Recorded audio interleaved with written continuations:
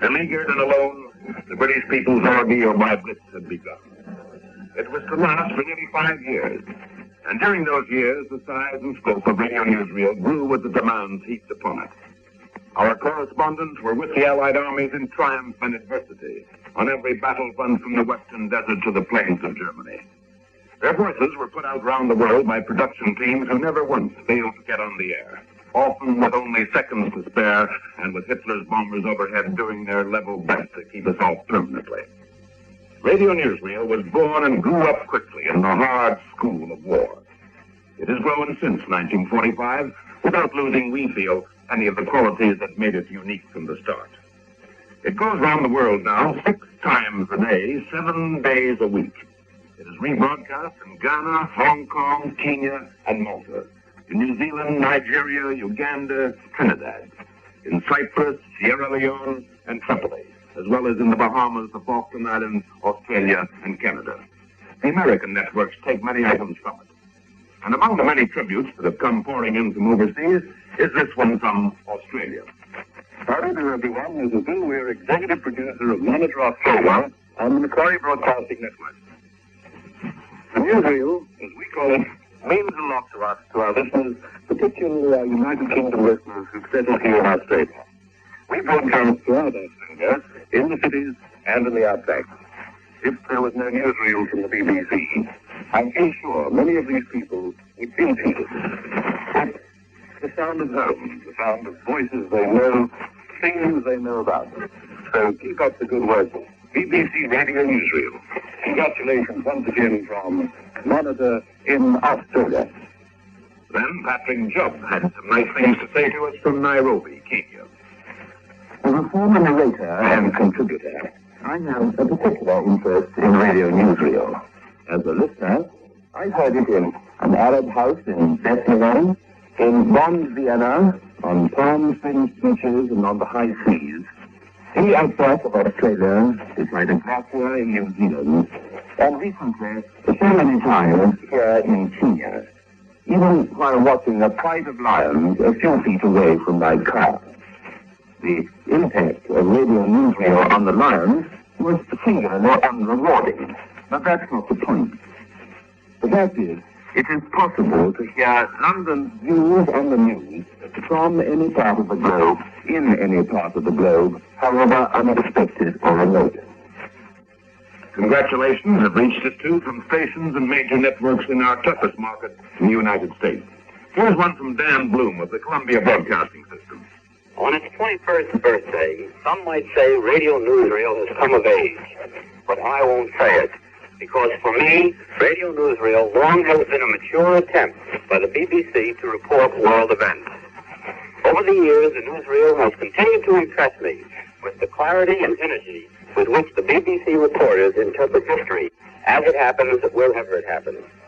The recent expansion of the newsreel only bolstered my conviction that the BBC has virtually no peer when it comes to electronic journalism. I salute you and wish you another 21 years of distinguished service. What goes into the preparation behind the scenes of a single edition of Radio Newsreel? Let's eavesdrop on the backroom boys and girls. Kuwait is in the news, and it's mentioned in this unrehearsed briefing of the production team an hour or two before a recent overseas edition went on the air. Well, we're a Middle East audience, so obviously we'll start straight away with Kuwait. We've got a book piece from Stanley Maxton, and we can follow that up with the UN debate from Crawley. Right. Now, the Colombo player on the 10th anniversary, we've got the Duke speaking last night, Duke of Edinburgh, and he makes a very good point which does bring out the part the Commonwealth played in starting it. It was decided earlier that Kuwait should provide us with a report on the latest situation. But contacting our correspondent there was easier said than done. Hello, Kuwait. Yes, London. Hello, good morning. It's BBC. Hello. Good morning, London. Good morning. How are you? Very well, thank you. Have you our correspondent there? The correspondent is not there. Correspondent is not there. She's not there. Look at her. Later we did get through, but reception, as you can hear, couldn't have been much worse. Mr. Clark? sorry, it's much too fast, and we won't be able to script it. Could I ask you to repeat it almost at dictation speed? Would you repeat at dictation speed? Very, very slowly.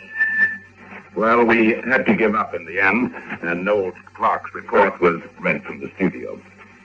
Apart from our correspondents around the world, we have at our disposal a team of reporters and specialists in London and throughout Britain. These men travel to and from their assignments in constant touch with Broadcasting House by radio car.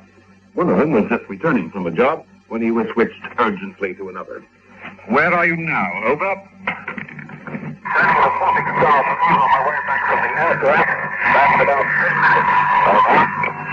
Aerial 2-1, right. Don't come back to base. Turn off at Edgware Road for Cricklewood. I'll call you back in a minute with the details. Understood? Over. Aerial 2-1, out. We've mentioned the 6 overseas editions of Radio Newsreel, which you know so well. There's a 7th, which goes out on the domestic air here every evening. We bring you a typical snatch of a rehearsal recorded just before transmission. Hello? L2 here, sometime for you. Hello, Light. L2 identifying for the reel at 7 o'clock. And the time here is 51 and 40, 41, 42, 43. All right? Stand by. Now or never.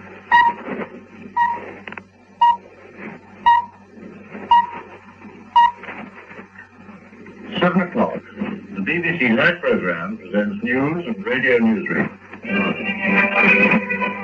Much of what you hear in Radio Newsreel, it takes a lot of gathering, but is quickly forgotten. A few items are of historic value and are preserved in our permanent archives.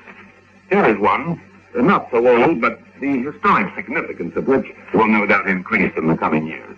Mr. Harold Macmillan speaking to the Union Parliament in Cape Town just over a year ago. The wind of change is blowing through this continent. Whether we like it or not, this growth of national consciousness is a political fact. We must all accept it as a fact. And our national policies must take account of it. Then there's the Eichmann trial in Jerusalem, which gives horrifying topicality to Patrick Gordon Walker's report from Belsen concentration camp in 1945. There were actually more dead than living. We found the bodies of 35,000 dead lying about the camp. And among them, 30,000 living. Just living. Human beings had fought each other for half a raw mango worth. There had been cannibalism in the camp. Typhus everywhere. 1,500 young children. The children said they would like to sing. I took them as far away from the corpses as I could, 50 yards perhaps. And there, near the barbed wire fence, amidst pines and young birch trees, they sang to me. They are singing a song in honor of the British liberators who had given these little children a chance to live out their full lives. The English, long may they live in glory.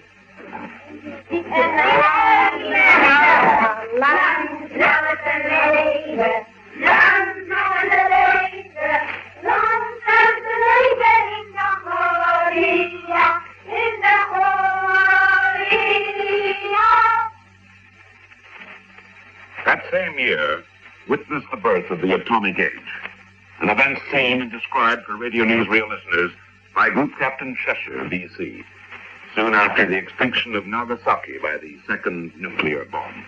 We looked out towards the target and saw a vast ball of fire. It was about 2,000 feet in the air and half a mile in diameter. This fire, which generated almost 10 million degrees of heat, began rocketing up into the heavens at a speed of something like 20,000 feet per minute. After 15 seconds, the flame had died out and turned into a cloud. Exactly what that cloud looked like, I do not suppose any words will ever describe. Unlike any other phenomenon the world has ever seen, it was possessed of some diabolical activity, as though it were a horrible form of life. Finally, man in space. Gagarin of Russia was the first. Commander Alan Shepard of the United States was the second. Through the cooperation of radio networks on both sides of the Atlantic, we were able to transmit the actual flight from the countdown onward. We broadcasted overseas within the hour. The vents are being closed. I can see the vapor slowly disappearing. T-minus 15 seconds. Minus 10. T-minus 10 seconds. 7, 6, 5, 4, 3, 2, 1, 0. Ignition. Ignition. We can see the ignition. The rocket's beginning to rise, agonizingly slowly. The astronaut has turned on his clock, and here we go. We're on our way into space with Alan B. Shepard. Man in space. A long way from the old Spitfires of 21 years ago. Many things have happened in those 21 years. Many things have changed. But one thing hasn't changed. One thing on Radio Newsreel. Our signature tune. We like it, some people don't. And if they have their way within the next 21 years, it may sound something like this.